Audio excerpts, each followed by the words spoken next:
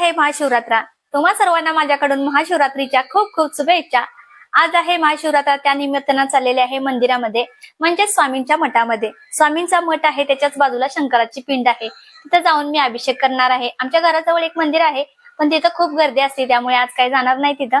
म्हटलं चला शांत आपल्याला मस्त छान असा अभिषेक करता येईल, म्हणून मी आहो आणि ओंकार चाललेला आहे शिव मंदिर। विघ्नेश काय आमच्या बरोबर आला नाही, कारण रात्री तो 12च्या नंतर आंघोळ करून गेला होता अभिषेक करण्यासाठी। आमच्या घराजवळ मंदिर आहे तिथे आम्ही पोहोचलेलो आहे स्वामींच्या मठामध्ये। तर स्वामींच्या मठामध्ये गेल्यानंतर जास्त काही भाविकांची गर्दी नव्हती, त्यामुळे छान दर्शन झालं स्वामींचं।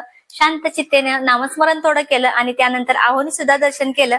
आणि स्वामींच्या मठाच्या बाजूलाच ना शंकराची पिंड आहे, तिथं म्हटलं अभिषेक करायचं, जास्त गर्दी आहे का बघू, आणि त्यानंतर म्हटलं अभिषेक करू। तर जास्त काही गर्दी नव्हती, थोडीशीच माणसं होती, आणि त्यानंतर आम्हाला लाईनला जास्त वेळ उभा राहावं लागलं नाही। छान दर्शन झालं। त्यानंतर पिंडीला आम्ही दुधाने अभिषेक केला, पाण्याने अभिषेक केला, फुलं वगैरे ठेवून ना मस्त छान दर्शन झालं, नामस्मरण केलं शंकराचं। स्वामींचं रूप आहे ते ना शंकराचंच आहे, त्यामुळे स्वामींच्या मठाच्या बाजूलाच पिंड आहे ही, त्यामुळे म्हटलं कुठेही गेलं तरी शंकराच आपल्याला दर्शन होतंय, स्वामींचं दर्शन होतंय। त्यामुळे मी म्हटलं चला मठामध्ये जाऊन स्वामींचं पण दर्शन करू आणि शंकरच्या पिंडीला सुद्धा अभिषेक छान करू, त्यामुळे इथं आलेले आहे।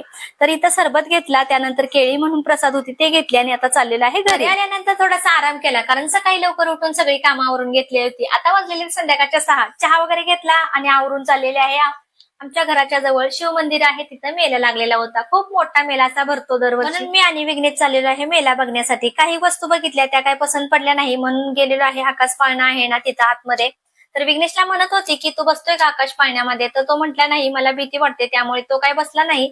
त्यानंतर आम्ही आलो बाहेर, आणि विघ्नेशला म्हटलं तुला खायचं असेल काही तर खा।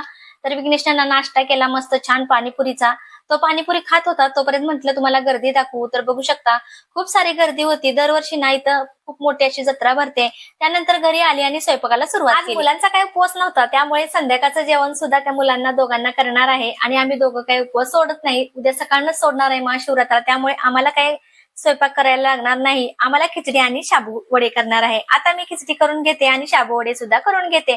तर चला छान असे मस्त ना शाबू वडे कुरकुरीत एकदम भाजलेले होते, मस्त झालेले होते शाबू वडे। तर सकाळी खिचडी केलेली होती, म्हणून आता खिचडी आणि शाबू वडे केले। म्हटलं थोडंसं वेगळं असलं ना तर उपवासा दिवशी खायला छान वाटतं। तर बघू शकता छान असे शाबू वडे तळलेले होते, इकडे भाजी सुद्धा शिजत होती। आता चला आहो आलेले होते, त्यांना ताट केलेलं होतं। तर हे बघा शाबू वडे, खिचडी, दही आणि शेंगदाणे तळलेले होते तेलामध्ये। तर चला व्हिडिओ पण मी तर संपवते। व्हिडिओ तुम्हाला कसा वाटला नक्की कमेंट बॉक्स मध्ये सांगा। व्हिडिओ आवडला तर लाईक आणि सबस्क्राईब करायला विसरू नका सर्वांना।